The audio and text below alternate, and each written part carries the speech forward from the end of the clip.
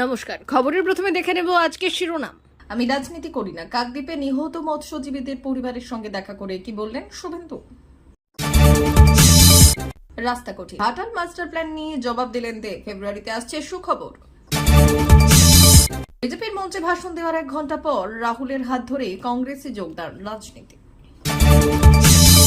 ছাত্র মৃত্যুর ঘটনায় উত্তাল কাটোয়ার স্কুল, গ্রেপ্তার প্রধান শিক্ষক।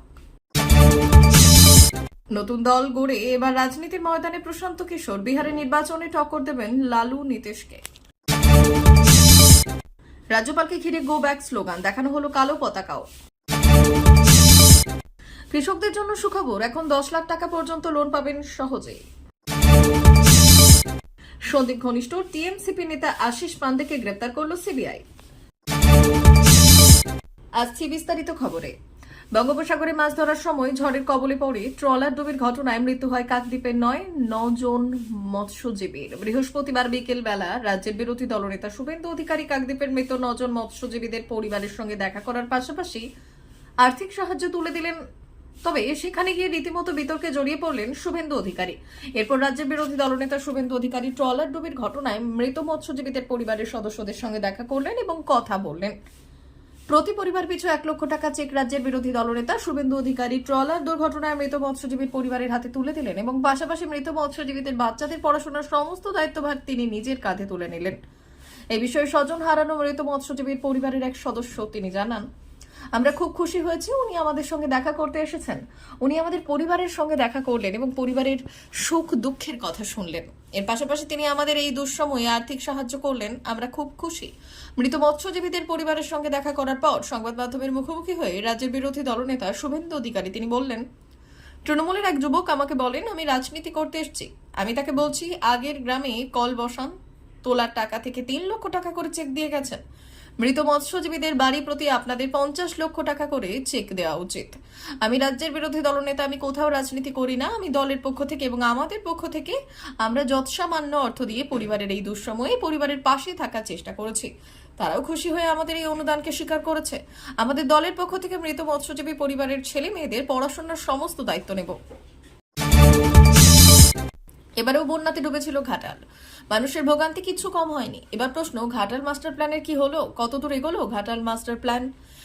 সংবাদ মাধ্যমে দপ্তরে তাদের কনসাল্টিং এডিটর কুণাল ঘোষের সঙ্গে খোলামেলা আলোচনা হলো দেবের। একদিকে অভিনেতা, একদিকে তিনি সাংসদ। এবার ঘাটাল মাস্টার প্ল্যান নিয়ে মুখ খুললেন তিনি। এর আগে ঘাটাল মাস্টার প্ল্যান নিয়ে মুখ খুলেছিলেন দেব। এমনকি ঘাটাল মাস্টার প্ল্যান না হলে তিনি ভোট প্রচারে যাবেন না বলেছিলেন। ঘাটাল মাস্টার প্ল্যানের কাজ শুরু না হলে প্রচারে যাব না। মমতা বন্দ্যোপাধ্যায় কথা দিলে কথা রাখেন। মানুষ অনেক সমস্যার মধ্যে আছেন, সবাই মিলে পাশে থাকতে হবে। সব ঠিক থাকলে জানুয়ারি ফেব্রুয়ারি মাসে কাজ শুরু করতে পারা যেতে পারে। সেই সঙ্গেই দেব বললেন, ঘাটাল মাস্টার প্ল্যান 3 মাসে সম্ভব নয়। জুন মাসে জিতেছি, জুন থেকে ধরলে 3 মাসে ঘাটাল মাস্টার প্ল্যান হয় না।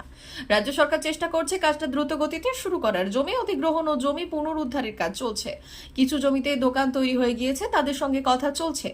রাস্তা দিয়ে বড় মেশিন ঢুকতে পারবে না। সেই সঙ্গে তিনি জানিয়েছেন 5 বছরের আগে সেই কাজ শেষ করা সম্ভব নয়। তবে 2024 সালের মে মাসে তৃণমূল নেত্রী মমতা বন্দ্যোপাধ্যায় ভোট প্রচারে গিয়ে বলেছিলেন, আমি কথা দিলে 100% কথা রাখি। আমি দেবকে বলেছি আমার 2 থেকে 3 বছর সময় লাগবে। 1000 কোটি টাকার প্রজেক্ট, একটু সময় লাগবে, তাড়াতাড়ি করলে চলবে না। দেব বলার সঙ্গে সঙ্গে সার্ভে করা শুরু করেছি। ঘাটাল মাস্টার প্ল্যান 3 থেকে 4 বছরের মধ্যে শেষ হয়েছে। বৃহস্পতিবার হরিয়ানায় ঘটে যাওয়া ঘটনা কার্যত বিশ্বাস নড়িয়ে দিল দেশের রাজনৈতিক নেতাদের ওপর থেকে। দিনের শুরুতে বিজেপির মঞ্চে দাঁড়িয়ে পদ্ম প্রতীকে ভোট দেওয়ার জন্য প্রচার করছিলেন হরিয়ানার সিরসা থেকে প্রাক্তন সাংসদ অশোক তাওতার। কিন্তু 2 ঘন্টার মধ্যেই তিনি মহেন্দ্রগড়ে রাহুল গান্ধীর প্রচার সভায় উপস্থিত হলেন এবং কংগ্রেসে যোগ দিলেন। হরিয়ানায় দলিত নেতা হিসেবে পরিচিত অশোক ভূপেন্দ্র সিং হুডা যখন কংগ্রেসের মুখ্যমন্ত্রী ছিলেন, তখন রাহুল গান্ধী তাকে প্রদেশ কংগ্রেস সভাপতি বানান। কিন্তু হুডার সঙ্গে বনিবনার অভাবের কারণে অশোক কংগ্রেস ত্যাগ করেন। পরবর্তীকালে তিনি তৃণমূল কংগ্রেসে যোগ দেন, পরে আম আদমি পার্টিতে যুক্ত হন এবং শেষে বিজেপিতে চলে যান। বিজেপি তাকে লোকসভা ভোটে শীর্ষা থেকে প্রার্থী হিসেবে মনোনয়ন দেয়। তবে কংগ্রেসের প্রার্থী কুমারী সিলজারের কাছে তিনি পরাজিত হন। দলিত নেতা হিসেবে বিজেপি তাকে তারকা প্রচারক হিসেবে কাজে লাগায় এবং গত মাসখানেক ধরে তিনি বিজেপির পক্ষে প্রচার চালাচ্ছেন। এদিন সকালে তিনি বিজেপির জন্য ভোট চেয়ে টুইট করেন, কিন্তু কিছু সময় পরে তিনি রাজনৈতিক পালাবদল ঘটিয়ে কংগ্রেসে ফিরে আসেন। এই নাটকীয় পরিবর্তনের পর এবার একটাই প্রশ্ন উকি দিচ্ছে, হুডার আধিপত্যকে তিনি মানবেন তো, নাকি আবার অন্য কোনো দলে যাওয়ার পরিকল্পনা করবেন? রাজনীতির এই অনিশ্চয়তার খেলায় অশোক তাওয়ারের এই নতুন অধ্যায় কেমন মোড় নেবে তা এখন দেখার বিষয়। কলকাতার বাসদ্রোণীর পর পূর্ব বর্ধমানের কাটোয়া উত্তাল হলো ছাত্র মৃত্যুর ঘটনা নিয়ে। পঞ্চম শ্রেণীর এক ছাত্রের মৃত্যুর ঘটনা নিয়ে বৃহস্পতিবার বিক্ষোভ আছড়ে পড়ে কাটোয়ার কোশিগ্রাম ইউনিয়ন ইনস্টিটিউশনে। কয়েকশো পড়ুয়া উত্তেজিত জনতা স্কুলে ঢুকে প্রধান শিক্ষকের ঘরে ভাঙচুর চালায়। পুলিশ লাঠি উঁচিয়ে তাড়া করে। উত্তেজিত জনতাকে কোনো রকমের সামাল দিলেও উত্তেজনা জিয়ে থাকে। পরে পুলিশ ছাত্র মৃত্যুর দায়ে স্কুলের প্রধান শিক্ষককে গ্রেপ্তার করলে স্বাভাবিক হয় স্কুলের পরিস্থিতি। প্রধান শিক্ষক পূর্ণেন্দু বন্দ্যোপাধ্যায় যদিও গাফিলতির অভিযোগ অস্বীকার করেছেন, তিনি এদিন বললেন, ঘটনাটা খুবই মর্মান্তিক, কিন্তু এতে আমাদের কিছু করার নেই। ইন্দ্রজিৎকে যে কিছুতেই কামড়েছে সেটা আমাকে কেউই বলেনি। আজ পরিকল্পিতভাবে দলে দলে মানুষজন স্কুলে এসে আমাকে আটকে রাখে। আমার উপর চড়াও হয়। পুলিশ দ্রুত স্কুলে না এলে আমার প্রাণনাশ হতে পারত। মৃত ছাত্র ইন্দ্রজিৎ মাঝির কাকা বিশ্বজিৎ মাঝি তার অভিযোগে বললেন, স্কুল কর্তৃপক্ষ যদি ঘটনার দিন আমার ভাইপোর চিকিৎসার ব্যবস্থা করত তাহলে তাকে অকালে এভাবে প্রাণ হারাতে হতো না। শিক্ষকরা ইন্দ্রজিতের চিকিৎসার কোনো ব্যবস্থা না করেই শুধুমাত্র তার পায়ের ক্ষতস্থানে বরফ ও ডেটল লাগিয়ে দেয়। ওই দিন স্কুল থেকে বাড়ি ফিরে ইন্দ্রজিৎ কিছু খেতে পারেনি। বিকেল 4:30 নাগাদ বমি করতে শুরু করে। কাটোয়া মহকুমা হাসপাতালে নিয়ে যাওয়া হলে ভাইপোকে বাঁচানো যায়নি। বুধবার কাটোয়া হাসপাতালে মর্গে ইন্দ্রজিতের দেহের ময়না তদন্ত হয়। ছিলেন ভোট কুশলী, হলেন রাজনীতিক। রাজনীতির ময়দানে নামার কথা অনেকদিন আগেই জানিয়েছিলেন। অবশেষে নিজের রাজনৈতিক দলের আনুষ্ঠানিক ঘোষণা করলেন প্রশান্ত কিশোর। বুধবার সুরজ গ্রুপ রাজনৈতিক দল হিসেবে আত্মপ্রকাশ করলেন। বিহারে প্রতিদ্বন্দ্বিতা করতে পারে প্রশান্ত কিশোরের দল। নভেম্বরে বিহারে 4টি বিধানসভা আসনে উপনির্বাচন হওয়ার কথা। ওই 4টি আসনেই তার দল প্রতিদ্বন্দ্বিতা করবে বলে এদিন জানান প্রশান্ত কিশোর। নতুন দলের আনুষ্ঠানিক ঘোষণার পর জনতার উদ্দেশ্যে প্রাক্তন ভোট কুশলী পিকে বললেন, লড়াই শুরু হলো, আর পিছু হটবো না। বিহারে মদের উপর নিষেধাজ্ঞা তোলার কথা অনেকদিন থেকেই বলে আসছেন প্রশান্ত কিশোর। এদিন দলের আনুষ্ঠানিক ঘটনার পরও বললেন, বিহারে ক্ষমতায় এলে জন সুরজ পার্টি মদের উপর নিষেধাজ্ঞা প্রত্যাহার করে নেবে। তিনি বললেন, মদের উপর নিষেধাজ্ঞা জারি হওয়ায় বিহারের প্রতি বছর 20,000 কোটি টাকা রাজস্ব ক্ষতি হচ্ছে। ক্ষমতা এলে নিষেধাজ্ঞা তুলে নিয়ে ওই টাকায় শিক্ষাক্ষেত্রের উন্নতি করবে জন সুরজ পার্টি। প্রসঙ্গত 2025 সালের শেষের দিকে বিহারে বিধানসভা নির্বাচন হয়েছে। গত 2 বছরের বেশি সময় ধরে বিহারে বিভিন্ন প্রান্তে যাত্রা করেছেন প্রশান্ত কিশোর। তিনি রাজনৈতিক দল গড়তে প্রস্তুত বলে চলতি বছরের শুরুতেই ঘোষণা করেছিলেন। অবশেষে গান্ধী জয়ন্তীতে নতুন রাজনৈতিক দলের আনুষ্ঠানিক ঘোষণা করলেন প্রাক্তন ভোট কুশলী। রাজ্যপাল সিভি আনন্দ বোস কলকাতা বিশ্ববিদ্যালয়ের প্রবেশের সময় তৃণমূল ছাত্র পরিষদের বিক্ষোভের মুখোমুখি হন। বৃহস্পতিবার কলেজ স্ট্রিটের মূল ক্যাম্পাসে তার গাড়ি প্রবেশের সময় টিএমসিপি সদস্যরা গো ব্যাক স্লোগান দেন এবং কালো পতাকা দেখান। বিক্ষোভকারীরা প্রতিযোগ করেন যে রাজ্যপাল নিয়ম অমান্য করে একজন উপাচার্যকে অবৈধভাবে বিশ্ববিদ্যালয়ে নিয়োগ করেছেন। বর্তমানে শান্তা দত্ত কলকাতা বিশ্ববিদ্যালয়ের ভারপ্রাপ্ত উপাচার্য হিসেবে কাজ করছেন। সার্চ কমিটি গঠন করে উপাচার্য নিয়োগের প্রক্রিয়া চালানো হয়। এই নিয়ে আগে রাজভবন ও রাজ্য সরকারের মধ্যে বিবাদ হয়েছিল। গত 8ই জুলাই সুপ্রিম কোর্ট নির্দেশ দেয় যে 3 মাসের মধ্যে পশ্চিমবঙ্গের সব বিশ্ববিদ্যালয়ে উপাচার্য নিয়োগ করতে হবে।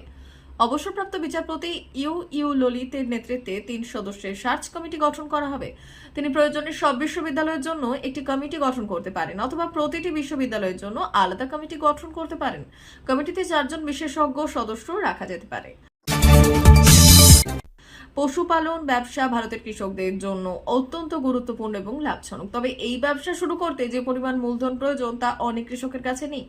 পশু কেনা, তাদের পরিচর্যা, খড়ের যোগান এবং অন্যান্য খরচ মেটানো বেশ কঠিন। এই সমস্যার সমাধানে এসবিআই নিয়ে এসেছে এসবিআই পশুপালন ঋণ প্রকল্প 2024 প্রয়োজনীয় নথিপত্র।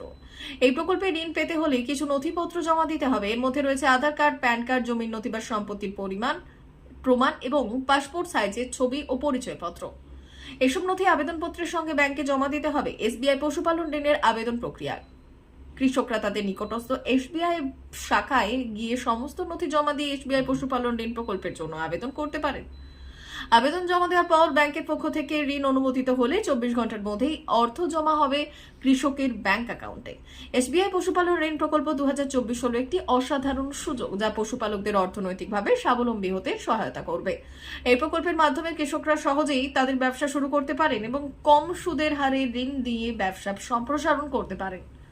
পশুপালন ব্যবসায় আরও বিনিয়োগ করতে চাইলে এসবিআই এর এই প্রকল্পের সুবিধা নেওয়া নিশ্চিত জরুরি। আরজিকর মেডিকেল কলেজ ও হাসপাতালে জুনিয়র চিকিৎসককে ধর্ষণ ও খুনের ঘটনায় প্রাক্তন অধ্যক্ষ সন্দীপ ঘোষ ঘনিষ্ঠ তৃণমূল নেতা আশিস পান্ডেকে গ্রেপ্তার করল সিবিআই।